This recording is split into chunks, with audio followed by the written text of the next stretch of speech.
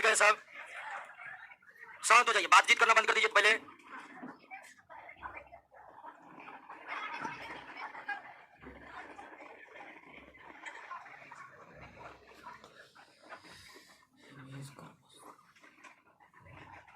Clear?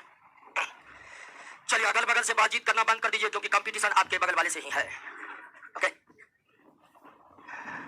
और बार बार हम कह रहे हैं दरोगा वहीं बनेगा जो घर पे पड़ेगा, ठीक है? तो घर पर एक दिन पढ़ाई अगर नहीं करिएगा ना तो आप अपने साथी से 5 दिन पीछे हो जाइएगा। अब कहिएगा कि एक दिन नहीं पढ़ेंगे 5 दिन कैसे पीछे हो जाएंगे, एक दिन तो पीछे होंगे हम। इसका जरूरी है कि जो आप पढ़ते रहते हैं उनका लिंकअप बना रहता है। आवाज नहीं जा रही है? जा रहे पीछे में कोई? हाँ हाँ, शांति जरूरी है, आसपास शांत करिए, लोगों को आवाज पहुंचेगी। तो बात ये कर रहे थे कि अगर एक दिन भी अपना पढ़े, क्या हुआ? अच्छा बढ़ा दीजिए, इसी आवाज पर सब दिन क्लास होता है तो आवाज कैसे कर जाएगा? ज्यादा हो गया, हमको गूंज सुनाई दे रहा, थोड़ा कम करिए। ओके चलिए, आवाज, अब आवाज तो आवाज जैसे जाएगा, डॉल्बी डिजिटल साउंड तो लगाना ही है तो मुस्कान वाली आवाज पहुंचेगी क्या? तो आवाज ठीक है सब। हम बात कर रहे थे कि एक दिन अगर आप घर पर नहीं पढ़िएगा तो आप 5 दिन पीछा हो जाइएगा। कैसे? तो दोस्तों लिंक टूट जाता है ना, पढ़ने का लिंक टूट जाता है। एक दिन ना पढ़ने के बाद अगले दिन पढ़ाई बने याद करना पड़ता पढ़ क्या लेते हैं। इसीलिए घर का पढ़ाई आपको दरोगे कोई भी सरकारी नौकरी घर पर मेहनत जी तोड़ करने से प्राप्त होती है। दिक्कत यह है कि घर पर मेहनत जो हम करें तो पढ़े क्या, वही काम हम लोग कोचिंग में कर रहे हैं, पढ़ना क्या है, कैसे पढ़ना है। और हमारा सिलेबस तो सबसे आसान है, बस क्वेश्चन करते जाना है। और लगभग हम 20,000 क्वेश्चन करवाएंगे पूरा बैच में, रोशन सर मिलाकर, हड़बड़ाइएगा नहीं। 20,000 क्वेश्चन, बस 20,000 क्वेश्चन याद कीजिए, दरोगा बनिए। लेकिन 20,000 प्रश्नों को याद करके याद रखना जरूरी है। हम याद कर लिए, पापा पूछे तो जवाब दे दिए और एग्जाम में याद ही नहीं आ रहा है तो उसका कोई फायदा नहीं। बहुत याद कर लेता, आज दिखा देंगे सोनमा को कि कितना पढ़ते हैं हम, और पूरा एकदम बम की चढ़ गया, पूरा याद कर लिए।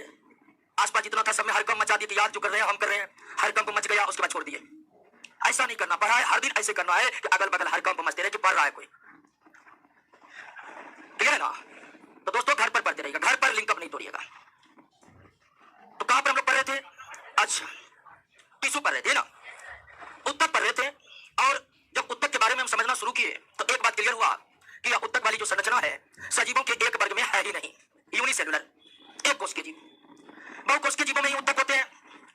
फिर सजीवों को 2 भाग में बांटे, पौधे और जंतु देखे, दोनों में अलग अलग उत्तक होते हैं।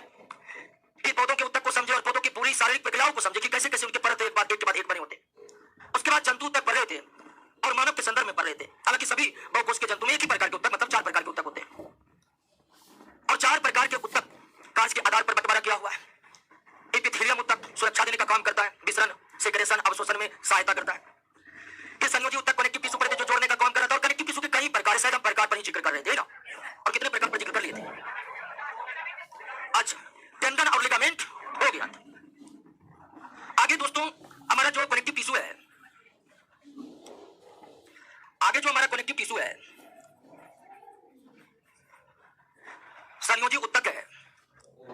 इस संयोजी उत्तक का एक प्रकार है स्केलेटल टिश्यू, हिंदी में बोले तो कंकाल उत्तक कहते इसको। क्या? कंकाल उत्तक। अब कंकाल उत्तक क्या है? संयोजी उत्तक है, ठीक है, क्योंकि संयोजी उत्तक का ही एक प्रकार है।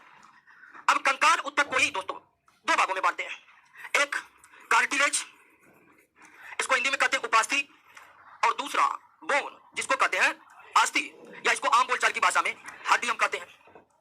तो संयोजी उत्तक का एक प्रकार है कंकाल उत्तक। और सबसे पहले याद रखना है कि कंकाल उत्तक कैसे उत्तक है। कंकाल उत्तक कैसे उत्तक है? संयोजी उत्तक के कनेक्टिव टिश्यू है। और पुनः कंकाल उत्तक को कितने भागों में बांटता? 2 भागों में। यानी कंकाल उत्तक के अंतर्गत, स्केलेटल टिश्यू के अंतर्गत कौन कौन से टिश्यू आते हैं? ये आपसे प्रश्न पूछते हैं कि मानव शरीर के कंकाल उत्तक किन किन उत्तकों से मिलकर बना होता है। यही दोस्तों हमारे शरीर के कंकाल को निर्मित करते हैं, कंकाल हमारे शरीर के ढांचा को निर्मित करते हैं। अब कंकाल तंत्र को समझने के लिए स्पेशल चैप्टर आपके बायोलॉजी में बना हुआ है। यहाँ हम सिर्फ उपास्थि और अस्थि को देखेंगे। तो आइए पहले कार्टिलेज को देख लेते हैं। कार्टिलेज, इनकी क्या क्या विशेषताएं? कार्टिलेज, उपास्थि। सबसे पहली विशेषता की उपास्थि कंकाल उत्तक के भाग है और ये हमारे कंकाल को निर्मित करती है। और एक बात हम जिक्र किए थे संयोजी उत्तक के बारे में कि संयोजी उत्तक में कोशिकाएं बहुत कम होती है। जी, संयोजी उत्तक में कोशिकाएं बहुत कम, बीच में इंटरसेलुलर स्पेस काफी ज्यादा। बताया थी शुरुआत में। और ये सबसे बड़ी विशेषता है संयोजी ऊतक की कोशिकाएं कम, इंटरसेलुलर स्पेस ज्यादा, लेकिन इंटरसेलुलर स्पेस में कोई ना कोई पदार्थ भरा रहता है और उस पदार्थ को क्या कहते हैं? मैट्रिक्स कहते हैं।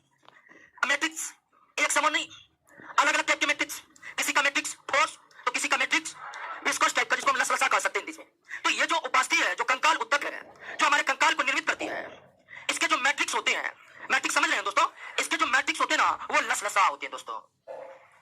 और जैसे ही मैट्रिक्स लसलसा होगा, एक संयोजी ऊतक कैसा होगा, मतलब मजबूत होगा कि लचीला होगा, ये तय करता है कौन? और कार्टिलेज का संयोजी ऊतक, कार्टिलेज जो है इसका मैट्रिक्स कैसा होता है? लसलसा होता है। इसलिए ये ऊतक लचीले होते हैं। ये ऊतक क्या होते हैं? लचीले होते हैं, एकदम फिक्सेबल। ये कौन जो है ना कार्टिलेज का बना हुआ है, देखिए कितना लचीला लचीला कर रहा है ना। पूरा का पूरा बाय कौन? एक्सटर्नल ईयर जो है, इसमें कोई हड्डियां नहीं है, टोटल का टोटल क्या है? कार्टिलेज से बना हुआ है। और देखिए वो फिक्सेबल है। तो सबसे बड़ी खासियत की ये उपास्थि के जो मैट्रिक्स है ये लसलसे होते हैं, जिनके कारण ये ऊतक लचीले होते हैं। और इस ऊतक का दोस्तों, इस ऊतक का निर्माण जो है उनमें 3 महत्वपूर्ण चीजें सम्मिलित है। कार्टिलेज टिश्यू को निर्मित करने में 3 महत्वपूर्ण चीजों का योगदान है। पहला किसका योगदान है? कोशिका का। और जिन कोशिका से कार्टिलेज बना हुआ है, उपास्थि बना हुआ है, उस कोशिका का नाम है कॉन्ड्रियोब्लास्ट। क्या नाम है दोस्तों? हिंदी में भी यही नाम है, कॉन्ड्रियोब्लास्ट। उसके बाद एक विशेष प्रकार का फाइबर, और उस फाइबर का नाम क्या है? Collagen fibre. फाइबर के बारे में आपको बताए थे, ये प्रोटीन निर्मित लंबी लंबी संरचनाएं। और तीसरा दोस्तों chondrin protein. Chondrin protein, chondrin protein यानी कि कार्टिलेज टिश्यू कॉन्ड्रियोब्लास्ट कोशिकाओं से, कोलेजन फाइबर से और कॉन्ड्रिन प्रोटीन से निर्मित होता है। और ये जो कोलेजन फाइबर है, कॉन्ड्रियोब्लास्ट प्रोटीन है, ये इसके कोशिकाओं में पाए जाते हैं। मैट्रिक्स तो कैसे होते हैं? लसलसे होते हैं। कोशिकाओं के भीतर विशेष प्रकार के प्रोटीन और विशेष प्रकार का फाइबर। हम विशेष इसलिए कर रहे हैं कि ये जो कोलेजन फाइबर है ना, ये सबसे ज्यादा, और भी कई संयोजी ऊतक में ये फाइबर मौजूद है, लेकिन सबसे ज्यादा उपास्थि में। यानी अगर पूछ दे कि मानव शरीर में कोलेजन फाइबर की सर्वाधिक मात्रा किस में होती है? उपास्थि में होती है। तो कार्टिलेज टिश्यू किन किन चीजों से मिलकर बना हुआ है? कॉन्ड्रियोब्लास्ट कोशिका, कोलेजन फाइबर और कॉन्ड्रिन प्रोटीन। कैसे होते हैं? लचीले होते हैं। कहां होते हैं? उसमें भी आपको ज्यादा कुछ याद रखना नहीं है दोस्तों। ये हमारे बाह्य कर्ण में होते हैं। क्या होते हैं? ये हमारे श्वास नली में होते हैं। क्या होते हैं? श्वास नली में होते हैं, ठीक है। ये हमारे, उसके बाद श्वास नली, एक छाती के बीचों बीच हड्डी है, उसके ऊपर ये चढ़े होते हैं एस्टर्नम में। तो सीधा सीधा समझिए ना, जहां कुछ लचीला मिल रहा है ना, समझिए वहां क्या है? कार्टिलेज। कंकाल ऊतक में जो लचीला है वो कार्टिलेज है। क्लियर हो गया दोस्तों? समझ गए? बस इतना ही याद रखना है कि उपास्थि कंकाल ऊतक है, जिसके मैट्रिक्स लसलसे होने के कारण ये ऊतक कैसे होते हैं? इस ऊतक का निर्माण किस कोशिका से होता है? इस उपास्थि ऊतक में, इस उपास्थि ऊतक के कोशिकाओं में कौन से महत्वपूर्ण प्रोटीन पाए जाते हैं? इस उपास्थि ऊतक में, इस उपास्थि ऊतक के कोशिकाओं में कौन से महत्वपूर्ण प्रोटीन पाए जाते हैं? कॉन्ड्रिन प्रोटीन पाए जाते हैं। और कौन से फाइबर पाए जाते हैं? कोलेजन फाइबर पाए जाते हैं। अगला पढ़िए। और ये बोन, ये भी दोस्तों क्या है? कंकाल ऊतक है, स्केलेटल टिश्यू है। लेकिन इसके जो मैट्रिक्स है, इसके जो मैट्रिक्स है दोस्तों, वो एकदम ठोस होते हैं, ठोस और कैल्शियम फॉस्फेट के बने होते हैं, CH3PO4 2। तो ये जो बोन है, इसके मैट्रिक्स कार्टिलेज से बिल्कुल अलग है। इस बोन के जो मैट्रिक्स है ये ठोस है, ठोस। और उस मैट्रिक्स में सबसे ज्यादा दोस्तों क्या पाया जाता है? कैल्शियम फॉस्फेट पाया जाता है, कैल्शियम फॉस्फेट। और इस कारण ये ऊतक, ठीक है, ये ऊतक बहुत ही ज्यादा मजबूत होता है दोस्तों, बहुत ही ज्यादा मजबूत। और ये मजबूती का कारण क्या है? मैट्रिक्स है। अगर बोन काफी ज्यादा मजबूत है, अगर बोन काफी ज्यादा मजबूत है, इसके बगल में आप पढ़े कार्टिलेज वो लचीले हैं, तो कारण क्या है दोस्तों? मैट्रिक्स। इसके मैट्रिक्स ठोस होते हैं, कैल्शियम फॉस्फेट के बने होते हैं, जिनके कारण ये बहुत ही ज्यादा मजबूत होते हैं। और इसका मजबूती का अंदाजा इसे पिछले क्लास में बताया था कि बोन इतने मजबूत होते हैं मानव के, जंतु के, और मानव के बोन के मजबूती का अंदाजा इस बात से लगाइए कि सलाई की तीली इतनी पतली। सलाई का तीली सब समझ रहे हैं? समझ रहे हैं जी? लाइटर का जमाना इसीलिए पूछ रहे हैं। तो सलाई की तीली इतनी पतली बोन भी 2 क्विंटल भार सहन करने की क्षमता रखता है। 2 क्विंटल। अब अंदाजा लगा लीजिए कितना मजबूत होता है। सलाई की तीली इतनी पतली मानव की हड्डी भी 2 क्विंटल भार सहन करने की क्षमता रखता है, इतने मजबूत होते हैं। और मजबूती का राज इनकी कोशिकाएं नहीं, बल्कि इनके कोशिकाओं के बीच का मैट्रिक्स है। अब यह बोन जो है, यह ओस्टियोब्लास्ट कोशिका से बना होता है। हिंदी में भी यही कहते हैं, ओस्टियोब्लास्ट कोशिका। बोन किस कोशिका से बने होते हैं? यह बोन में जो कोशिका होते हैं उसका नाम ओस्टियोब्लास्ट रखा गया है। कार्टिलेज का कॉन्ड्रियोब्लास्ट, बोन का ओस्टियोब्लास्ट। और इसमें कौन विशेष प्रोटीन पाई जाती है? ओसिन प्रोटीन पाई जाती है। कौन प्रोटीन पाई जाती है? ओसीन प्रोटीन पाया जाता है। लेकिन इसमें कोलेजन फाइबर 9 के बराबर होता है दोस्तों।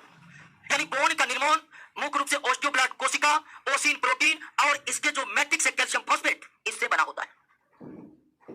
और मानव में हड्डियों की संख्या कितनी होगी आपको पता ही होगा, 206 होते हैं। मानव के शरीर में, वयस्क व्यक्ति के शरीर में कुल बोन जो है, कुल अस्थि जो है वो कितना होता है? 206 होता है। हालांकि जब बच्चे पैदा होते हैं तो 300 होते हैं उनमें, बाद में 94 आपस में जुड़ जाते हैं, 206 बचते।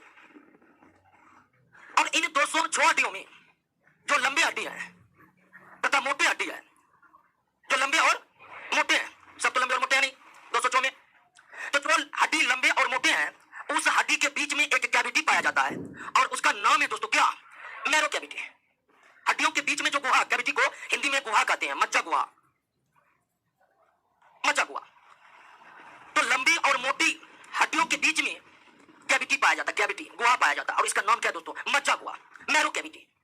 और मैरो कैविटी में जब एडिपोज, आप समझ लेंगे, एडिपोज मतलब कौन? बसा उत्तक भर जाते हैं। जब मैरो कैविटी में एडिपोज उत्तक, बसा उत्तक भर जाते हैं तो उसे हम क्या कहते हैं? बोन मैरो कहते हैं। क्या कहते हैं दोस्तों? बोन मैरो कहते हैं, अस्थि मज्जा कहते हैं। यानी कि सभी मज्जा गुहा अस्थि मज्जा नहीं है, वही मज्जा गुहा अस्थि मज्जा है जिसमें क्या भरा होगा? बसा उत्तक भरा होगा। तो जब लंबे और मोटे अस्थियों के बीच के मज्जा गुहा में बसा उत्तक भर जाते हैं तब उसे हम अस्थि मज्जा कहते हैं। और अस्थि मज्जा भी दोस्तों दो प्रकार के होते हैं। अगर हम इसको हड्डी मान ले तो ऊपरी भाग में जो अस्थि मज्जा रहता है, ठीक है, ऊपरी भाग में जो अस्थि मज्जा रहता है उसे कहते हैं रेड बोन मैरो। क्या कहते हैं? Red bone marrow. और हड्डी के निचले भाग में जो बोन मैरो होता है उसके हम कहते हैं येलो बोन मैरो कहते हैं। क्या कहते हैं दोस्तों? येलो बोन मैरो कहते हैं। तो बोन मैरो की भी प्रकृति दो प्रकार की होती है। हड्डियों के शीर्ष भाग में जो बोन मैरो है वे लाल अस्थि मज्जा, और हड्डी के निचले भाग में जो अस्थि मज्जा है उसे हम पीली अस्थि मज्जा कहते हैं। तो अस्थि मज्जा भी कितने प्रकार के, और इन अस्थि मज्जा में ब्लड सेल का निर्माण होता है। ब्लड सेल का, येलो में, सॉरी, रेड में आरबीसी का होता है, येलो में डब्ल्यूबीसी प्लेटलेट्स का होता है। तो हड्डी के बीचों बीच जो मज्जा गुहा होता है और उसमें जब बसा उत्तक भर के अस्थि मज्जा बनता है तो उस अस्थि मज्जा का कार्य बहुत ही विस्तृत है। ये हमारे रक्त कोशिकाओं को निर्मित करती है और रक्त में लगातार उसकी आपूर्ति करते रहती है, लगातार आपूर्ति करती रहती है। तो क्लियर हुआ बोन दोस्तों? कोई दिक्कत नहीं ना? बाकी स्केलेटन सिस्टम हम पढ़ेंगे तो बोन के बारे में और भी कुछ पढ़ेंगे वहां पर, लेकिन फिलहाल यही जानना है कि बोन कैसा उत्तक है और कंकाल उत्तक संयोजी उत्तक है। बोन का मैट्रिक्स कैसा होता है और किसका बना होता है? कैल्शियम फॉस्फेट का बना होता है। शरीर में कैल्शियम की कमी मतलब हड्डी कमजोर, सीधा असर। हड्डियों के स्वस्थ विकास के लिए कैल्शियम का उचित मात्रा में लेना आवश्यक है, नहीं तो इसका सीधा असर होगा, हड्डी कमजोर हो जाएगा। हालांकि कैल्शियम के अतिरिक्त अन्य भी कई चीजें हैं जिसकी कमी से हड्डी कमजोर होता है, लेकिन हड्डी के कमजोरी में अगर किसी का मुख्य योगदान है तो वो किसका है? कैल्शियम का। अब फास्फोरस भी कम हो गया तो भी दिक्कत है। किस कोशिका से बने होते हैं? ऑस्टियोब्लास्ट कोशिका से बने होते हैं। कौन से खास प्रोटीन होते हैं? ओसीन प्रोटीन होते हैं। क्या सभी हड्डी में मज्जा गुहा होते हैं? नहीं, केवल लंबी और मोटी अस्थि के बीचों बीच क्या होता है? अब मज्जा गुहा, अस्थि मज्जा कब बनता है? जब मज्जा गुहा में बसा उत्तक भर जाते हैं तो उसे हम क्या कहते हैं? अस्थि मज्जा भी कितने प्रकार के होते हैं और इन अस्थि मज्जा में क्या बनते हैं? रक्त कोशिकाएं बनती है, रक्त कोशिकाएं। बस इतनी ही बात याद रखना है दोस्तों। अब आइए अगला जो है हमारा ब्लड। ब्लड, अब ध्यान दीजिए दोस्तों, यहां ब्लड के बारे में डिटेल से हमें नहीं पढ़ना है। एक चैप्टर है आपके बायोलॉजी में, सर्कुलेटरी सिस्टम, जहां हम ब्लड को विस्तार से पढ़ेंगे। शायद 8वां या 9वां चैप्टर में आप देखिएगा बायोलॉजी का नोट्स में ब्लड के बारे में काफी विस्तार से। तो वहां हम ब्लड के बारे में विस्तार से पढ़ेंगे, लेकिन कुछ जानकारी यहां भी लेना है। और जानकारी ये लेना है कि ब्लड एक प्रकार का संयोजी उत्तक है। क्या है? संयोजी उत्तक है। और ये लिक्विड में होने के कारण, ठीक है, चूंकि ये लिक्विड में है तो इसको दोस्तों हम संयोजी उत्तक से ज्यादा बेहतर क्या कर सकते हैं? लिक्विड कनेक्टिव टिश्यू, यानी कि तरल संयोजी उत्तक है। तो ब्लड कैसे उत्तक है? तरल संयोजी उत्तक है। संयोजी उत्तक के ब्लड का देना भी गलत नहीं होगा, लेकिन प्रकृति अब तक जो आप संयोजी उत्तक पढ़े हैं, areolar, adipose, ligament, tendon, bone, cartilage, उन सबसे बिल्कुल अलग नहीं है। अलग इसलिए क्योंकि ये लिक्विड है, लिक्विड है।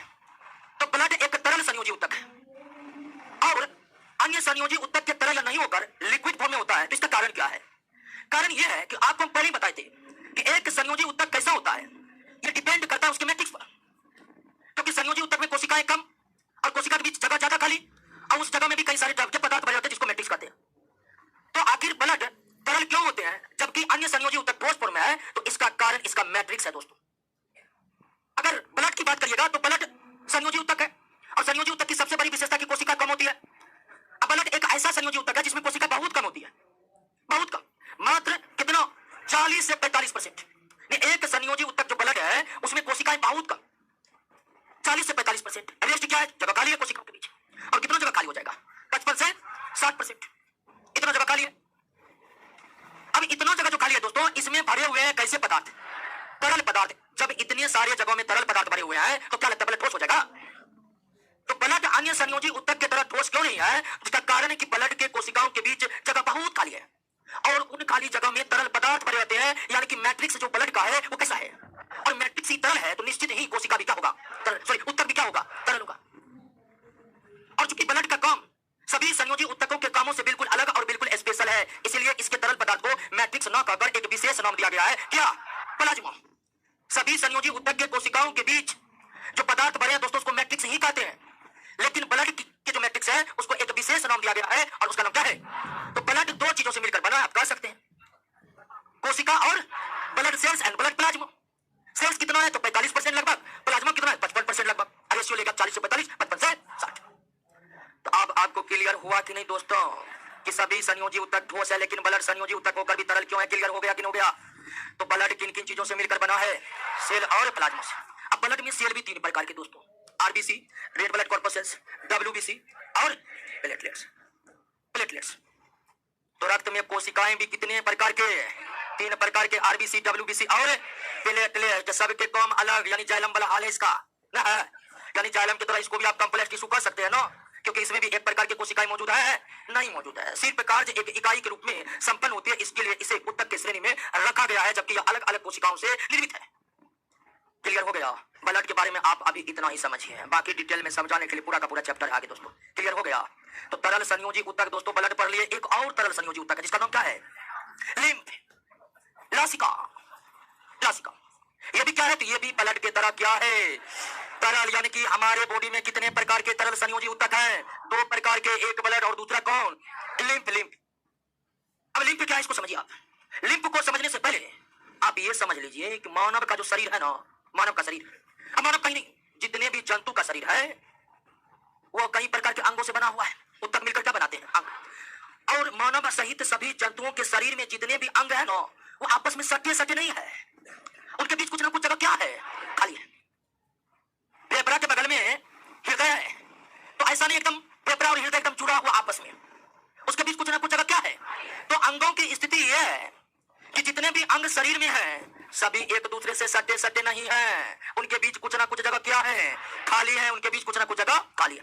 ये तो शरीर की विशेषता आप समझ गए। मशीन को देखें ना, नट बोल्ट पर सब कुछ एकदम पूरा टाइट फिटिंग रहता है, लेकिन मानव में ऐसा नहीं है जी। एक अंग है, कुछ स्पेस, दूसरा अंग की शुरुआत, तीसरा अंग की शुरुआत, फिर कुछ स्पेस। तो अंगों के बीच कुछ ना कुछ जगह खाली है।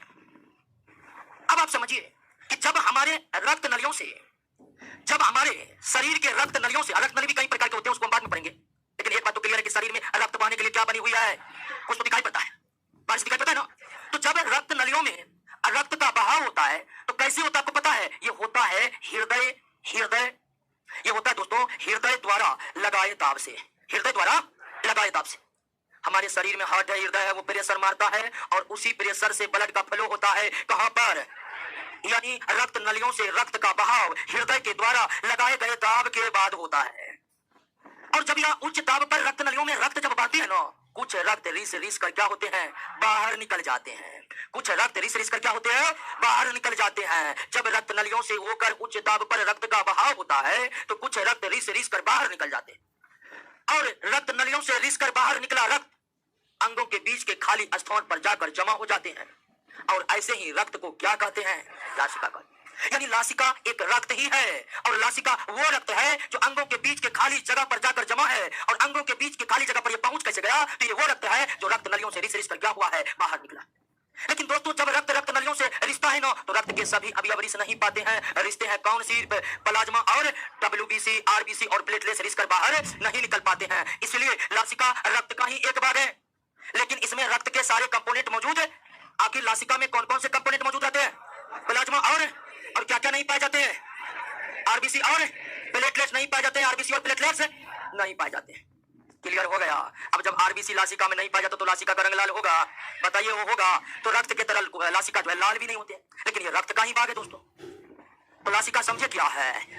लासिका को बॉडी फ्लूइड भी कहा जाता है। क्या कहा जाता है? बॉडी फ्लूइड कहा जाता है, बॉडी फ्लूइड कहा जाता है। ठीक है ना, क्लियर हो गया दोस्तों? लासिका समझ गए? लासिका के क्या कार्य है दोस्तों? ब्लड है तो ब्लड वाला कार्य करेगा क्या, यानी जो काम ब्लड करता है वो भी काम ये करता है। इसका डब्ल्यूबीसी है, डब्ल्यूबीसी का जो काम है वो काम यहाँ पर हो रहा है।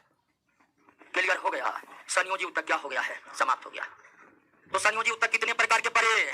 8 प्रकार। और भी प्रकार होते हैं, उसको पढ़ना जरूरी, इतना पढ़ना जरूरी है। क्लियर? आते हैं दोस्तों मानव और जंतु के शरीर में कितने प्रकार के उत्तक? 4 प्रकार के उत्तक में 2 प्रकार का कॉन्सेप्ट क्लियर है? कोई दिक्कत नहीं ना? दिक्कत हल्का फुल्का रहेगा तो उसके लिए टेंशन नहीं लेना है। तीसरा मस्कुलर, मस्कुलर टिश्यू, पेशी उत्तक। और इस उत्तक का काम है दोस्तों गति प्रदान करना। वेरी गुड, कौन बोले हैं?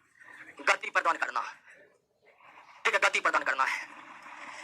गति प्रदान करना, हम चलते फिरते दौड़ते कूदते भागते हैं, बस इसी उत्तक के बदौलत ये हो पाता है।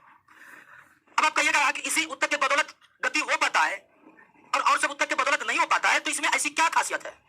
इसमें गजब की खासियत है दोस्तों।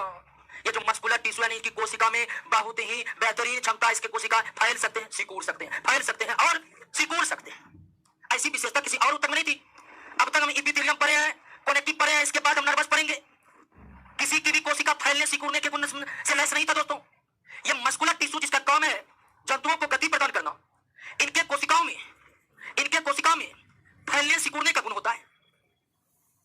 इनके कोशिका में फैलने सिकुड़ने का गुण होता है और इसी गुण के कारण ये गति प्रदान करने में सहायक होता है। अभी देखिए कि अंदर की जो मांसपेशी है, त्वचा इपिथेलियम, आपको ऐसे से करते आपको लगेगा त्वचा जो है नमर रहा है, सिकुड़ रहा नहीं।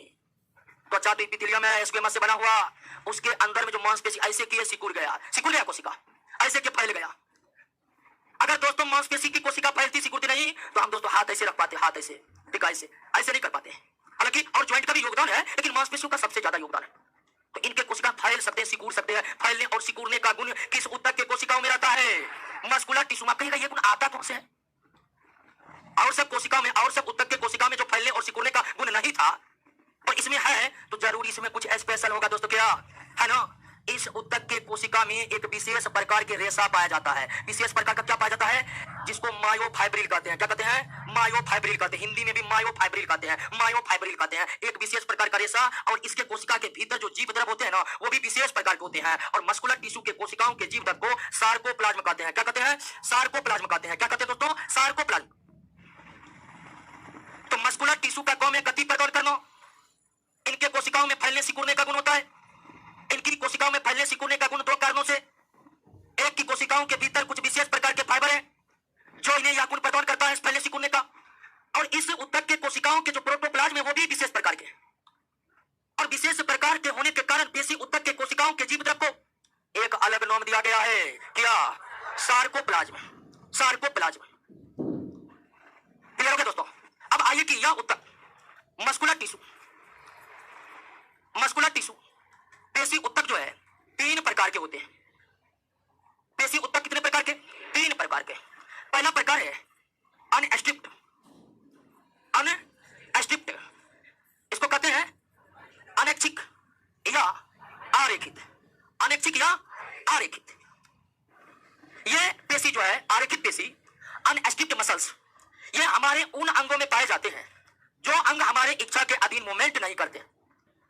ऐसे अंग जिस पर हमारे इच्छा का कोई प्रभाव नहीं पड़ता है, उन अंगों की जो मांसपेशी है वो कैसी मांसपेशी है? आरेखित मांसपेशी है। जैसे हमारे अमाशय जो बना हुआ है, तो क्या अमाशय की फंक्शन हमारी इच्छा का दिन है? अभी मन होगा अमाशय को बोल देंगे अमाशय भोजन पचाना रोक दो, रोक देगा? अमाशय में मूवमेंट करा सकते हैं। ऐसे ढेर सारे अंग हैं, और जिन अंगों पर हमारे इच्छा का कोई प्रभाव नहीं है वो अनैच्छिक अंग है। और अनैच्छिक अंग में कौन मांसपेशियां?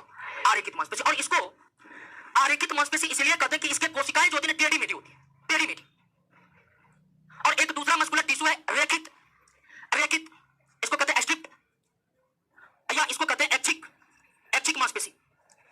हमारे हाथ, हमारे पैर, हमारा गला, इन सब की गतियां क्या हमारे इच्छा के अधीन है? बिल्कुल है। आप गला को जब तक घुमाइए, माने तो नहीं घुमाइए। हाथ पैर में आप अपनी इच्छा का मूवमेंट ला सकते, तो हाथ पैर गला या वो सभी भाग जिसकी गतियां हमारे इच्छा के अधीन है, और वहां की जो मांसपेशी है वो है रेखित मांसपेशी। इसीलिए इसे हम क्या कहते हैं? ऐच्छिक मांसपेशी। और इसके कोशिकाएं एकदम सीधे सीधे टेढ़े मेढ़े इसके, सीधे सीधे इसके। तो 2 प्रकार के उत्तक समझ गए दोस्तों। एक तीसरा प्रकार है मस्कुलर टिश्यू का, इसका नाम है कार्डियक। कार्डियक यानी कि हृदय मांसपेशी, कार्डियक। दोस्तों हमारे शरीर में जितने भी अंग है ना, जितने भी अंग सब स्पेशल है, लेकिन उन सभी अंगों में जो अगर सबसे स्पेशल है तो वो है हमारा क्या, हार्ट, यानी क्या, हृदय। सबसे स्पेशल क्यों? ये वो अंग है दोस्तों जो कभी थकता, ये वो अंग है जो सबसे ज्यादा कार्य करता है बिना थके बिना रुके। हर अंग कार्य करते हैं लेकिन हृदय कभी बिना थके रुके कार्य करता है और आजीवन कार्य करते रहता है। और तो और जब शिशु का विकास होता है, ठीक है, जब मां के गर्भ में शिशु का विकास होता है तो सबसे पहले किस अंग का निर्माण होता है? हृदय का। सबसे पहले शिशु निर्माण प्रक्रिया में सबसे पहले हृदय का निर्माण होता है। और हृदय का सिर्फ निर्माण नहीं होता है, हृदय वो अंग है जो उस समय ही कार्य करना प्रारंभ करता है जब शिशु अपने मां के गर्भ में पल रहे होते हैं, यानी जन्म से पहले यह कार्य करना शुरू कर देता है दोस्तों, और आजीवन बिना रुके थके काम करते रहता है, यानी कि सबसे स्पेशल अंग।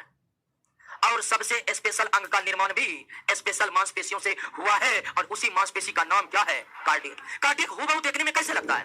रेखित, यानी कि इनके भी कोशिकाएं, कार्डियक मसल्स की भी कोशिकाएं एकदम सीधे सीधे सीधे सीधे हैं, लेकिन प्रकृति सीधे अलग है।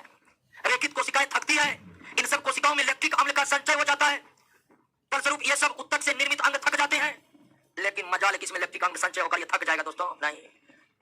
जब कोई डॉक्टर को जब लगता है कि व्यक्ति जिंदा है कि मर गया, संशय आता है, तो सबसे पहले वो कहां चेकिंग मारते हैं? हृदय में। हृदय कार्य कर रहा है तो जिंदा है, हृदय कार्य नहीं कर रहा तो मर गया। 100% मर गया है, जिंदा है, इसका भी सबसे बड़ा सबूत कौन दे सकता है? हृदय दे सकता है। तो हृदय सबसे व्यस्त अंग है, हृदय सबसे महत्वपूर्ण अंग है, एकमात्र अंग है जो बिना रुके थके काम करता है, एकमात्र अंग है जो कभी थक नहीं सकता है, और इसका निर्माण एक विशेष प्रकार की मांसपेशियों से हुआ है जिसे क्या कहते हैं? कार्डियक, जिसकी संरचना बिल्कुल मिलती है किसके तरह, लेकिन प्रकृति दोनों का अलग अलग है। क्लियर हो गया दोस्तों? समझ गए? अब चौथा टिश्यू पर आइए, नर्वस टिश्यू। तंत्रिका उत्तक। तंत्रिका उत्तक जिन कोशिकाओं से बने होते हैं उस कोशिका का नाम क्या है? न्यूरॉन। और इसके बारे में तो आप जान ही गए होंगे, सबसे लंबी कोशिका। तो पूरे तंत्रिका उत्तक जिनका काम है बॉडी और ब्रेन, ठीक है, बॉडी और ब्रेन और बॉडी के बीच सूचनाओं का आदान प्रदान करवा देना। नर्वस टिश्यू का काम है संवेदनाओं का चालन करना, और संवेदनाओं का चालन किसके बीच करना? तो बॉडी, ब्रेन और बॉडी के बीच। और पूरे तंत्रिका उत्तक केवल एक ही प्रकार के कोशिकाओं से निर्मित है, और उस कोशिका का नाम है न्यूरॉन। न्यूरॉन यानी न्यूरॉन जो है यह तंत्रिका उत्तक की रचनात्मक इकाई भी है, क्योंकि पूरी तंत्रिका उत्तक इसी कोशिका से बना है, इसलिए यह रचनात्मक इकाई भी। और तंत्रिका उत्तक का जो काम है, body to brain, brain to body, यह काम भी तंत्रिका उत्तक अपने कोशिकाओं के बदौलत ही काम कर पाते हैं, यानी न्यूरॉन कोशिका के बदौलत। तो संरचना भी न्यूरॉन कोशिकाएं निर्मित कर रही है और कार्य भी बखूबी न्यूरॉन कोशिकाएं निभा रही है।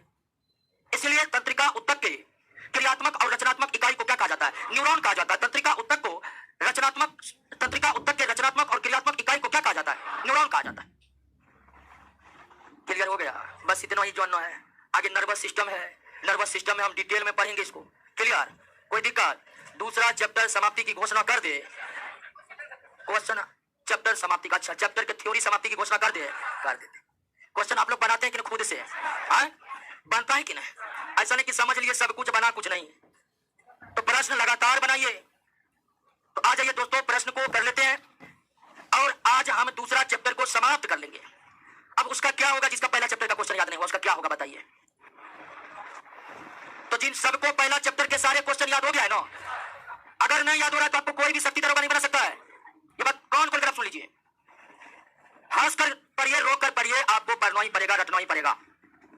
क्षमता नहीं है रटने का, छोड़ दीजिए, पीले काली कर दीजिए दोस्तों, ठीक है? हाँ, कोई लाग लपेट नहीं। रोशन सर हमको बोल देते कभी, आप विद्यार्थी को मोटिवेट करिए कि डराते हैं। कल ये ग्रेजुएट विद्यार्थी को मोटिवेट करेंगे तब पढ़ेगा, आए तब तो ये बड़ी गड़बड़ सरबर बात है। बच्चा है, नौ समझ है, उसको समझाना पड़ रहा है कि आप पढ़िए। ग्रेजुएट आदमी को मोटिवेट करने का जरूरत पड़ता है। अब मोटिवेशन से क्या होता है? आधा घंटा आपको लगेगा, नौकरी तो हमें को होगा।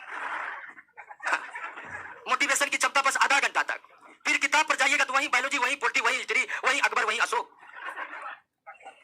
कितना मोटिवेशन मार देंगे, सिलेबस तो छोटा नहीं कर सकता है मोटिवेशन तो। मोटिवेटर के गैंग से बचकर, ठीक है? हाँ, मार्केट में एक से एक मोटिवेटर का गैंग पैदा हुआ है और उसमें बिल्कुल क्षमता है, वो इतना आपको मोटिवेट मार देगा, ठीक है? क्या भी जो फालतू कुछ बोलते रहता है, ठीक है? आईएएस बनने का क्षमता में, आईएएस बनेगा, ठीक है? मोटिवेशन का पावर यह है कि जिससे ग्रुप डी निकलने का क्षमता है, उसको मोटिवेशन मार करके कहते तुम आईएएस बनेगा। क्या ग्रुप डी लगल है? अब वो भी ग्रुप डी छोड़कर आईएएस का ख्वाब देख रहा है। तो चक्कर में नहीं रहना है, एक ही उपाय करते जाना है। क्या करते जाना है? आइए क्वेश्चन पर आइए दोस्तों। ऑनलाइन वाले सब ठीक है ना? थोड़ा देख लेते हैं ऑनलाइन वाले सब तैयार है कि नहीं तैयार है। चलिए पप्पू कुमार, समझ रहे हो विनोद के? विनोद जी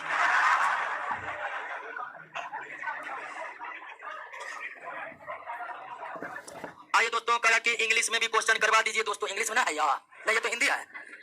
अच्छा इंग्लिश में दोस्तों एकदम आप दरोगा बनिए, उसके बाद हम इंग्लिश बनाने में इसको फिर जाएंगे, अभी तो समझ ना है।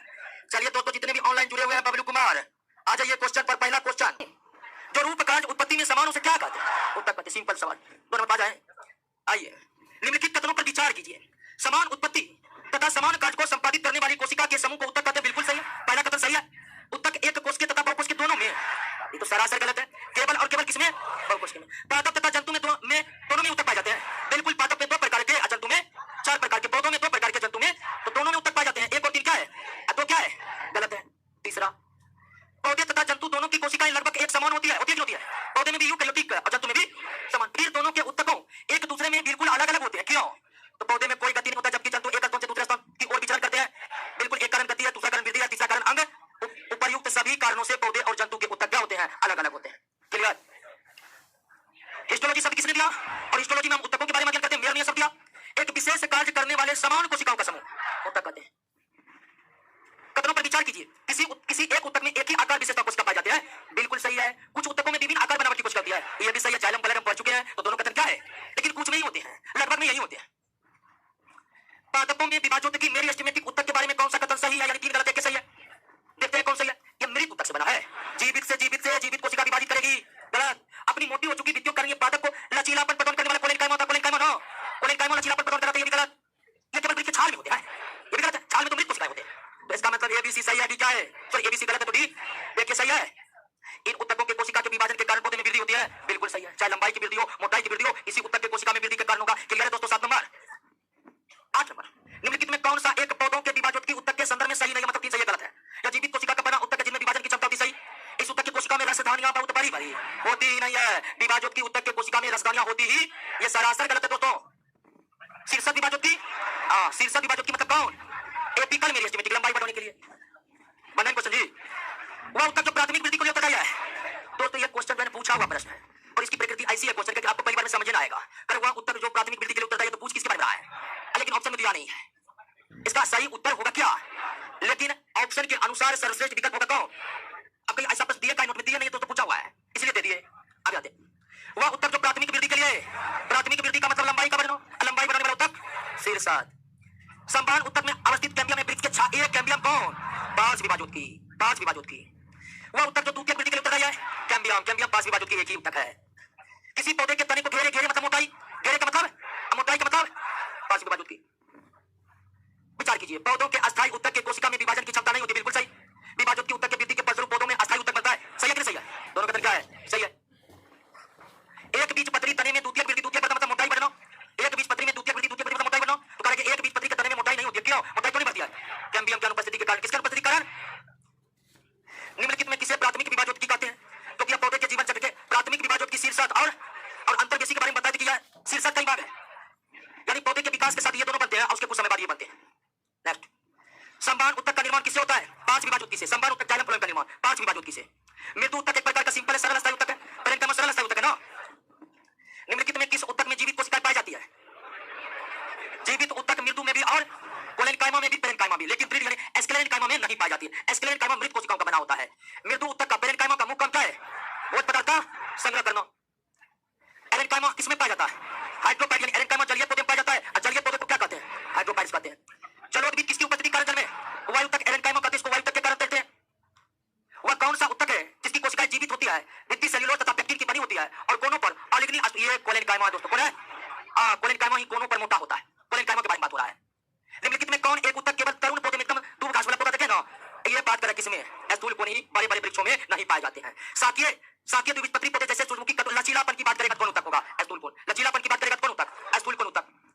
निम्नलिखित में कौन उत्तक जड़ में उपस्थित नहीं होता? स्थूल कोन। या किसी भी पौधे के जड़ में नहीं पाए जाते हैं, और सभी पौधे में भी नहीं पाए जाते हैं। निम्नलिखित में किस उत्तक के कोशिकाओं के भीतर लिग्निन, लिग्निन किसमें पाया जाता है? लिग्निन उत्तक में। एस्क्लेरेनकाइमा में। लिग्निन किसमें पाया जाता है? एस्क्लेरेनकाइमा में। कोलेनकाइमा क्यों मोटा होता है बताइए? कोलेनकाइमा कोनों पर क्यों मोटा होता है? सेलुलोज के जमाव के कारण पौधे के कुछ भाग मोड़ने पर बिना टूटे आसानी से मोड़े जा सकते हैं। और इतने बात से स्पष्ट हो रहा है कि उत्तर क्या होगा? कोलेनकाइमा लेकिन ऑप्शन में है, इसलिए बेस्ट ऑप्शन कौन है? दोस्तों इसमें कोलेनकाइमा लचीलापन से संबंधित प्रश्न है कि नहीं? लेकिन कोलेनकाइमा ऑप्शन में है ही नहीं, इसलिए कोलेनकाइमा की जगह हम क्या आंसर देंगे? क्योंकि दृढ़ोत्तक का काम है मजबूती प्रदान करना। क्या प्रदान करना? अगला ये रेशे उत्पन्न करने वाले पौधे में कौन उत्तक? दृढ़ उत्तक। पटुआ को जूट कहते हैं, जे होगा यार, जूट। पटुआ को टूट नहीं, जूट कहते हैं, जूट। पटसन भी कहते हैं, पटुआ पटसन जूट पर्यायवाची है। फलों और बीजों के कठोर का बात करने का कौन आएगा दोस्तों? दृढ़ उत्तक एस्क्लेरेनकाइमा आएगा। सुबेरिन किसमें पाया जाता है? कॉर्क कोशिका में, पेड़ के छाल में पाया जाता है। कॉर्क मतलब छाल। व्यापारिक कॉर्क कैम्बियम से, कैम्बियम मतलब पार्श्व विभाजोत्की की कोशिकाएं बनाती है दोस्तों। क्या कॉमर्शियली बिकने वाला, जिसका बिजनेस किया जा सके, समझे? जैसे आम का फसल लगाए, व्यापारिक आम मतलब मालदह, ठीक है? तो कॉर्क सब पौधा में होता है, लेकिन कॉमर्शियली यूज करने वाला कॉर्क मतलब व्यापारिक कॉर्क। बस समझ लेना। वाणिज्यिक मूल्य वाला कॉर्क, सेम टू उसका हिंदी अनुवाद किस पौधा से प्राप्त होता है? क्वेकर्स सुबेर एक पौधा है, क्वेकर्स सुबेर का एक प्लांट है। इसी के कॉर्क का इस्तेमाल कॉमर्शियली रूप से खेलों के सामान बनाने में किया जाता है। पेरेनकाइमा का गोलाकार या अंडाकार तो है नहीं, तो गोलाकार देंगे। नेक्स्ट, दृढ़ उत्तक एस्क्लेरेनकाइमा में कौन सा गुण नहीं पाया जाता है? ये मृदुतक कोशिकाओं से निर्मित होते हैं। ये तो जरा पहला कथन गलत है, तो मृत कोशिकाओं से बने होते हैं।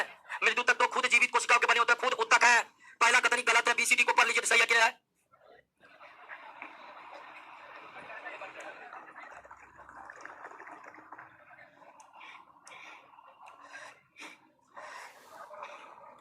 चलिए, धनंजय चौबे, सुषमा कुमारी, सब आंसर आ रहा।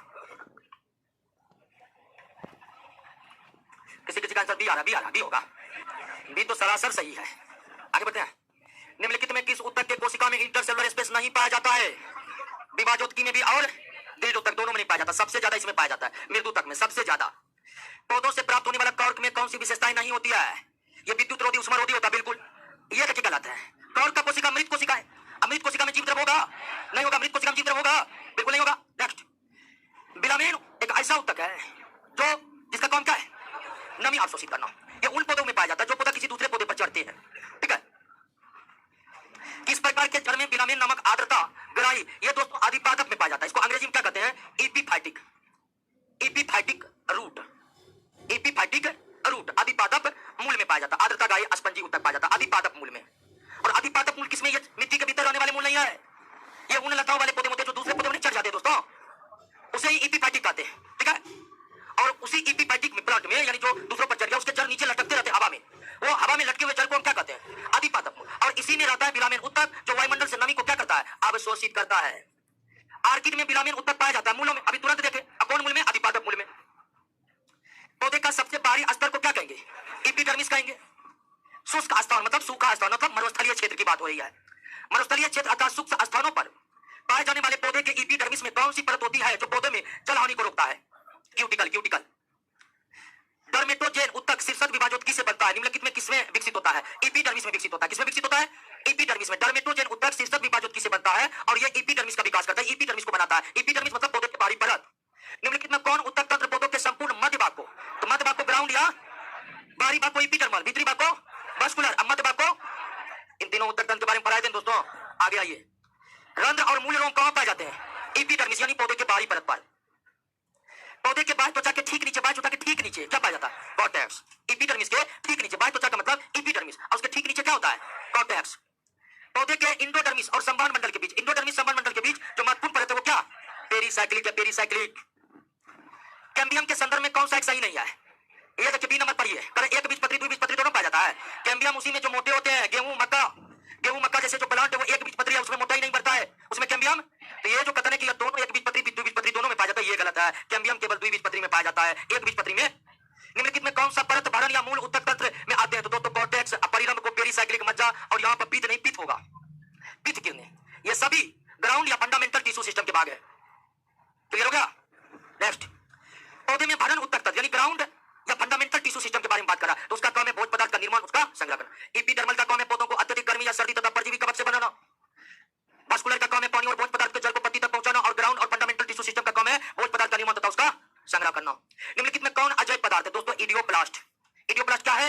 अजैव पदार्थ है। समझ रहे हैं कि नहीं समझ रहे हैं? नहीं समझ रहे दोस्तों, रट लीजिए, कुछ क्वेश्चन डायरेक्ट रटने वाला होता है, इसको आप रट लीजिएगा। आगे आइए, वह संवहन मंडल जिसमें जाइलम के दोनों ओर फ्लोएम पाए जाते हैं, ठीक है? ऊपर फ्लोएम, जाइलम और गैया, ये कौन सा है? ये सब कौन है? बता लेना, आइए दोस्तों, आर्य आर्य समझ रहे ना, xylem phloem xylem phloem xylem phloem xylem phloem. ये पाया जाता है एक बीजपत्री के जड़ों में, एक बीजपत्री के तनों में नहीं, एक बीजपत्री के जड़ों में जो संबान मंडल पाया जाता है आर्य। स्टील में क्या क्या शामिल है दोस्तों? स्टील में शामिल है संबान, सॉरी पेरिसाइक्लिक, पेरिसाइक्लिक को क्या कहते हैं? परिरंभ कहते हैं। संबान पूल, पूल नहीं होगा यहाँ पर, यहाँ मूल लिखा, यहाँ पूल होगा, मूल मतलब जड़ होता है। संबान पूल यानी वास्कुलर बंडल तथा मज्जा, ये तीनों को सम्मिलित रूप से स्टील कहा जाता है। इन तीनों को सम्मिलित रूप से क्या कहा जाता है? स्टील कहा जाता है। याद रखिएगा कि स्टील के अंतर्गत पेरिसाइक्लिक, संबान बंडल और मज्जा आते हैं। एक वृक्ष की आयु का पता कैसे लगेगा? वार्षिक बले का गिनती करके, जितना वार्षिक बले उतनी आयु होगी। वार्षिक बले में वृद्धि बले में शामिल होते हैं कौन? बसंत काट, शरद काट दोनों शामिल होते हैं। दोनों बनने के कारण ही बले बनता है दोस्तों, बताइए कितना। निम्नलिखित में किसकी सक्रियता के कारण वृद्धि बले बनती है दोस्तों? अंतररंभीय ऐदा। इसको आप अंग्रेजी में लिख लीजिए, हिंदी में नहीं समझ। Internal cambium, internal, external cambium से तो कॉर्क बन जाता है, और इंटरनल कैम्बियम क्या बना देते हैं? वार्षिक बले बना देते हैं। क्या बना देते हैं? लिख लिए। एक वृक्ष के पुराने तने की अनुप्रस्थ काट में 50 वार्षिक बले मिलते हैं। तो कितना? जितना वार्षिक बले, जितना वार्षिक बले उतना ही आयु, जितना वार्षिक बले उतना ही। समुद्र के किनारे उगने वाले वृक्षों में वार्षिक बले नहीं होते हैं। आपको बताया था कि वार्षिक बले तब बनेंगे जब वृद्धि असमान तरीके से होगा। अब वृद्धि असमान तरीके से होगा जब मौसम में परिवर्तन होगा, लेकिन समुद्र के किनारे की जलवायु, स्पष्ट जलवायु विविधताएं नहीं होती है। पुराने पेड़ को जब काटा जाता है तो बीच का केंद्रीय भाग जो मजबूत घना और कत्थई रंग का होता है उसे क्या कहते हैं? हृदय का, डुरामेन और सारिल। तीनों एक दूसरे के पर्यायवाची है दोस्तों, तीनों ही नाम से जानते हैं। क्या? सारिल को गांव में साल बोला जाता है, आप समझ रहे हैं? हाँ, बताए थे क्या होता है? बीच का दाना लकड़ी शरीर कहते नहीं बताए थे तब। आइए दोस्तों निम्नलिखित कथनों पर विचार कीजिए। हृदय काष्ठ के सभी कोशिकाएं मृत होती है, बिल्कुल मृत होती है। हृदय काष्ठ वही शरीर, साल वाला लकड़ी का सारा कोशिका मृत। रस काष्ठ यानी कि साल के चारों ओर जो रहता है उसके रस काष्ठ की कुछ कोशिका जीवित, कुछ कोशिकाएं मृत, बिल्कुल। दोनों कथन क्या है? सही है। यदि सन 2000 में एक वृक्ष में एक साइन बोर्ड की कील भूमि से 7 फीट की ऊंचाई पर लगाई गई, सन 2021 में यह कील कितनी ऊंची होगी? 7 फीट पर होगा, बिल्कुल दोस्तों। क्योंकि कोशिकाओं का आकार जो, ये मान लीजिए आप यहाँ कील ठोके, अब जो वृद्धि करता है नए कोशिकाओं के बनने से वृद्धि होता है, ठीक है, नए कोशिकाओं के वृद्धि। तो आप जहाँ ठोके वो कोशिका अपनी जगह पर है, ये नहीं कि वो कोशिका ऊपर उठ रहा है। ऊपर क्यों उठ रहा है? तो नए नए कोशिका बनने से। तो 7 फीट ऊंचाई पर ठोके हैं तो हमेशा उतने फीट पर रह जाएगा दोस्तों।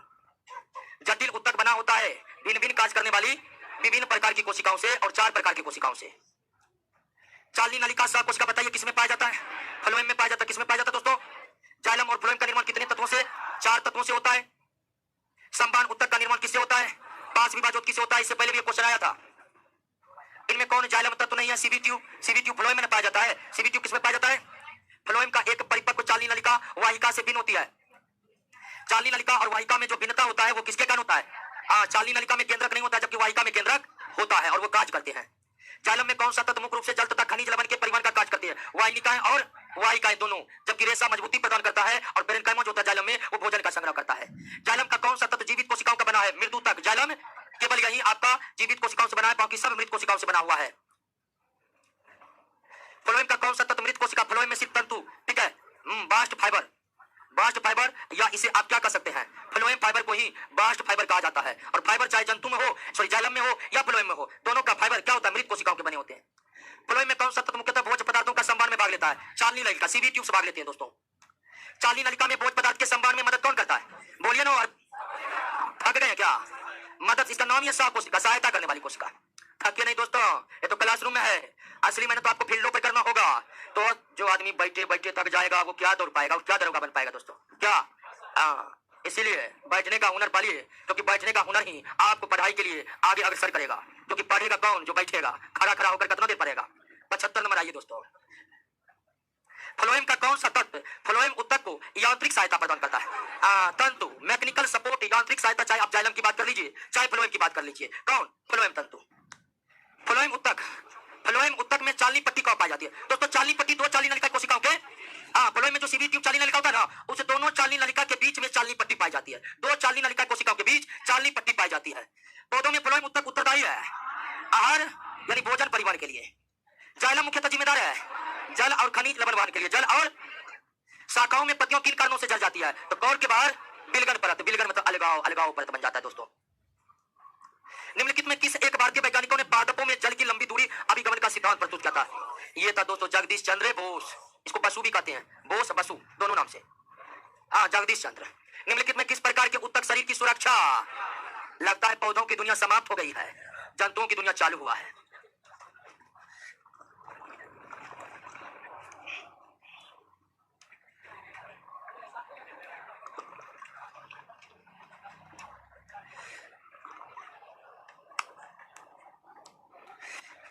निकासी का क्या होगा? कौन सा ऊतक घाव भरने में? उपगला मतलब इपिथेलियम। घाव त्वचा पर होता है, त्वचा इपिथेलियम है। निम्नलिखित में कौन सा ऊतक लाल ग्रंथि, श्वेत ग्रंथि, कुबाइडल ग्रंथि बनाने वाला इपिथेलियम कौन है? कुबाइडल। अंगों में विसरण, विसरण सेक्रेशन की भी बात होगी, किसका? इपिथेलियम। त्वचा की बाहरी सतह निर्मित होती है आस्तरित सल्की से, लेयर बनाने वाला सल्की से। इसका सल्की नहीं होगा, आस्तरित सल्की होगा। निम्नलिखित में किस इपिथेलियम के ऊतक की कोशिकाओं में रसांकुर तथा सिलिया पाए जाते हैं? देखिए इसमें, देखिए स्तंभाकार में रसांकुर, पक्षमल में सिलियन पाया जाता है। लेकिन जब दोनों एक साथ पूछे ना तो सबसे बेस्ट आंसर कौन है? स्तंभाकार है। लेकिन याद रखिएगा स्तंभाकार को, स्तंभाकार ऊतक में जो फाइबर के समान स्ट्रक्चर निकला रहता है उसे क्या कहते हैं? माइक्रोबिलाई कहते हैं, ठीक है। और सिलिया होता है पक्षमल में, लेकिन माइक्रोबिलाई तथा सिलिया पूछते ना तो स्तंभाकार उत्तर देना है। आइए दोस्तों, एपिथेलियम ऊतक के कोशिका में कोशिकाओं की संख्या कम, अंतराकोश के पदार्थ अधिक, ये तो संयोजी ऊतक की विशेषताएं हैं। दोनों का तो लगता है सरासर गलत है, पर ये तो बी 2 नंबर गलत है। क्या होगा सर? डी होगा। सल्की इपिथेलियम सुरक्षा करना, सल्की इपिथेलियम से त्वचा का निर्माण होता है। अब त्वचा हमारे शरीर का सुरक्षात्मक परत है। पक्षांबी इपिथेलियम ऊतक पाए जाते हैं, पक्षांबी ट्रेकिया और गर्भाशय में पाया जाता है। निम्नलिखित में कौन ऊतक त्वचा मांसपेशियों अथवा मांसपेशी, दो मांसपेशियों को जोड़ने का काम करता है? कौन? एरियोलर। एरियोलर। मोटापा किसकी अधिकता कारण? बसा ऊतक की अधिकता का कारण। निम्नलिखित में कौन एक शरीर को गर्म रखने के लिए उत्तरदायी है? बसा में ऊतक। ऊंट का कुपर भी किस ऊतक से बना रहता है? ऊंट के कुपर में भी बसा में ऊतक बना रहता है। जब उसे पानी की कमी होती है तो उसी बसा का ऑक्सीडेशन करके पानी उत्पन्न करता है। निम्नलिखित में किस ऊतक की कोशिका में बसा की बूंदें भरी रहती है? बसा संयोजी ऊतक में ईडिपोज में बना रहता है।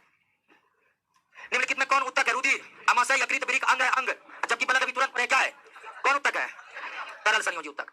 निम्नलिखित कौन ऊतक का उदाहरण है? लासिका, मस्तिष्क, यकृत, अमाशय ये सब अंग है, लासिका ऊतक है। निम्नलिखित में कौन संयोजी ऊतक है? सब है ना। कितने प्रकार के पड़े हैं? 8 प्रकार के पड़े हैं। कौन शरीर को गर्म रखने के लिए? बसा में ऊतक। शायद रिपीट क्वेश्चन है। व्हाइट फाइबर और पीला फाइबर किसमें? एरियोलर में पाया जाता है, इसके मैट्रिक्स में पाया जाता है। व्हाइट फाइबर और येलो फाइबर। कॉन्ड्रिन प्रोटीन किसमें? उपास्थि में भी तुरंत पढ़े थे। टेंडन का निर्माण किससे होता है? श्वेत से। लिगामेंट का पीला से, लिगामेंट का पीला तंतु में यानी येलो फाइबर से। टेंडन लिगामेंट किस प्रकार के ऊतक है? संयोजी ऊतक है। टेंडन लिगामेंट जोड़ने वाला संयोजी ऊतक है। निम्नलिखित पर विचार कीजिए। टेंडन मांसपेशी को अस्थि से अथवा दूसरी मांसपेशी से जोड़ता, बिल्कुल सही। लिगामेंट हड्डी को हड्डी को, बिल्कुल दोनों ही कथन आपका क्या है दोस्तों? सही है। दोनों का दोनों कथन क्या है? सेबेसियस ग्रंथियां त्वचा स्तनियों के त्वचा के डर्मिस में, डर्मिस निचला परत है, एपिडर्मिस में श्वेत ग्रंथि, डर्मिस में सेबेसियस ग्रंथि। लेक्राइमल ग्रंथि से क्या निकलता है दोस्तों? आंसू। और यह ग्रंथि आंखों में पाई जाती है। किस ऊतक से तलवे, खूर और सिंग बने होते हैं? काइटिन से। किससे बने होते हैं? कभी कभी किरेटिन। किरेटिन एक प्रकार का प्रोटीन है जिसे बाल और नाखून, बाल और नाखून पूछेगा किरेटिन, बाल नाखून पूछेगा तो ओस्टियोब्लास्ट के लिए कौन पाया जाता है? अस्थि में। उपास्थि में कॉन्ड्रियोब्लास्ट। हाँ, कॉन्ड्रियोब्लास्ट किसमें? उपास्थि में पाए जाते हैं। मास्ट कोशिका बताइए तो? कौन संयोजी ऊतक में? एरियोलर। कौन? एरियोलर के मैट्रिक्स में। एरियोलर ऊतक में पाए जाने वाले निम्नलिखित कोशिकाओं में कौन रुधिर वाहिनियों को फैलाने के लिए हिस्टामिन स्रावित करती है? मास्ट कोशिका। कौन कोशिका है? निम्नलिखित में कौन पिला अकृत तथा अस्थि मज्जा में पाया जाता है? दोस्तों पिला अस्थि मज्जा में जालवत पाए जाते हैं।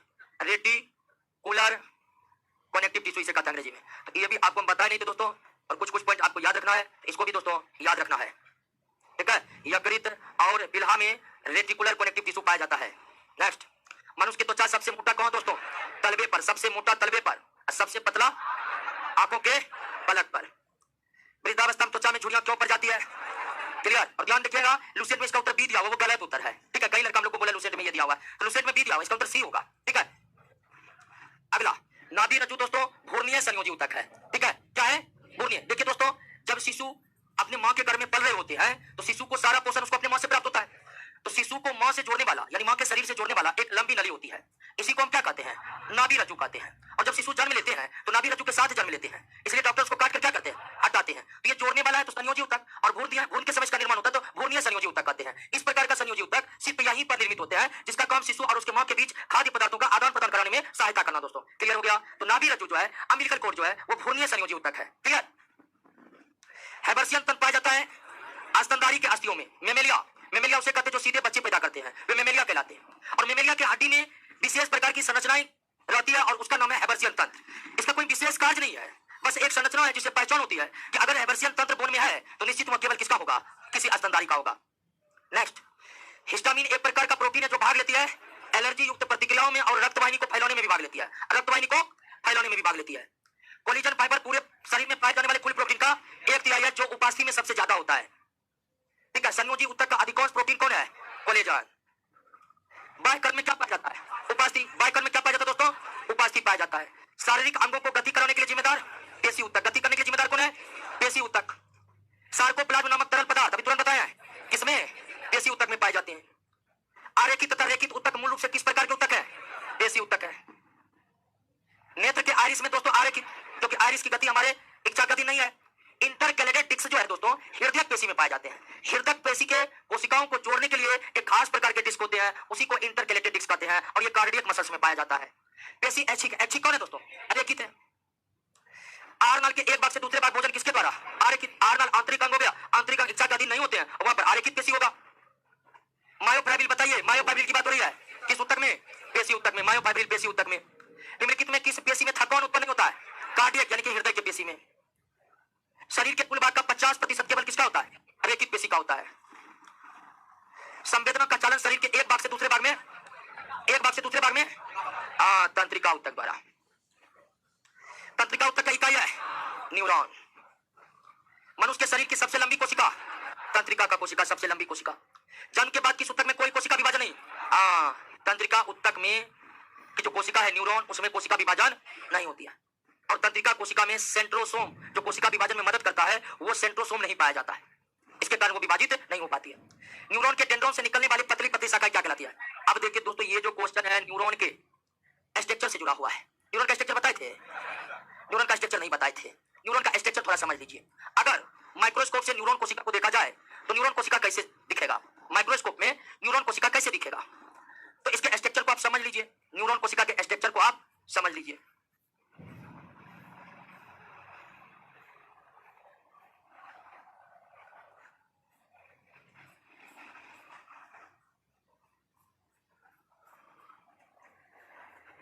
न्यूरॉन कोशिका को नर्वस सिस्टम जब पढ़ेंगे दोस्तों तो वहां पर भी हम डिटेल से पढ़ेंगे, लेकिन आप देख लीजिए ये न्यूक्लियस है, ये न्यूरॉन कोशिका के विभिन्न भाग है। सिंपल से आपका बता रहे, अगर माइक्रोस्कोप को न्यूरॉन जैसे देखेगा ना तो इसी तरह दिखाई पड़ेगा।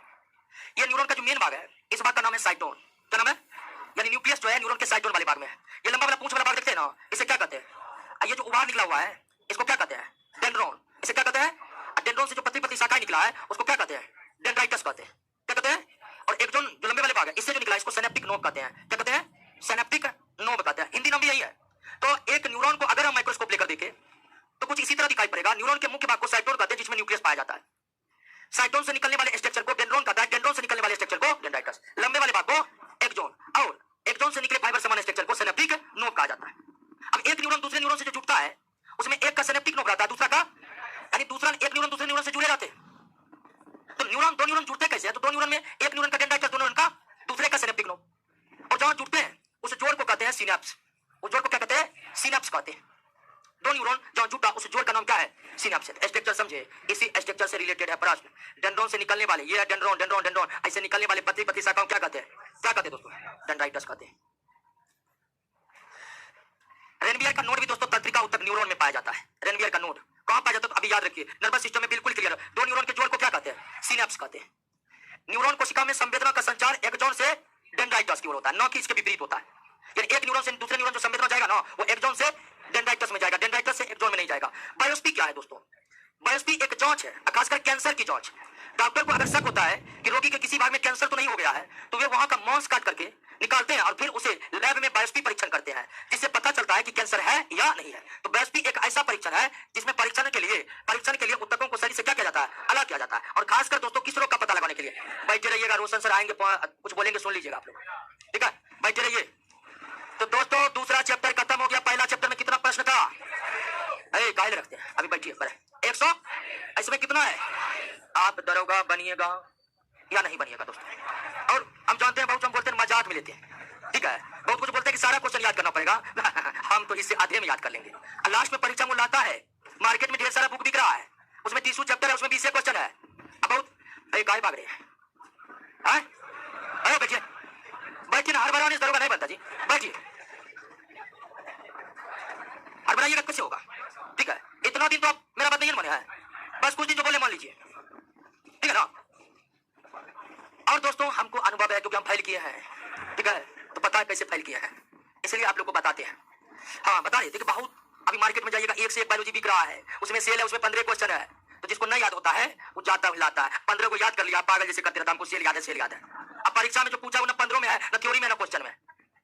दोस्तों अगर आपको नौकरी चाहिए 100%, तो परीक्षा में क्या पूछा जाता है इस पर ध्यान नहीं दीजिए, परीक्षा का क्या सिलेबस है इस पर ध्यान दीजिए, समझे ना। और लोग कहते हैं कि हम बहुत इतना होता है, अरे बायोलॉजी जो हम पढ़ाए ये 9th क्लास का है, ज्यादा तो हमको एवेन करता कि हम पढ़ाएंगे क्या, तो कोई ज्यादा नहीं पढ़ा रहे। जितना 9th 10th में कुछ ही लगभग 20% चीज 11th 12th का आपको पढ़ना पड़ रहा है। 80% 9th 10th का है, तो कौन ज्यादा है? ज्यादा है 9th 10th का चीज ग्रेजुएट व्यक्ति को ज्यादा लगेगा फिर नौकरी नहीं होगा। बैठिए 2 मिनट बैठिए, थोड़ा ऑनलाइन वाले सबको देख लेते हैं। अनिल शर्मा ऑनलाइन, तो नाम भी दोस्तों एक से एक रहता है, जैसे राइडर ओपी, कौन नाम हुआ है? कौन है राइडर ओपी? आप ही है। एक का नाम है वली डबल स्टार, उत्तम कुमार, लाल साहब यादव।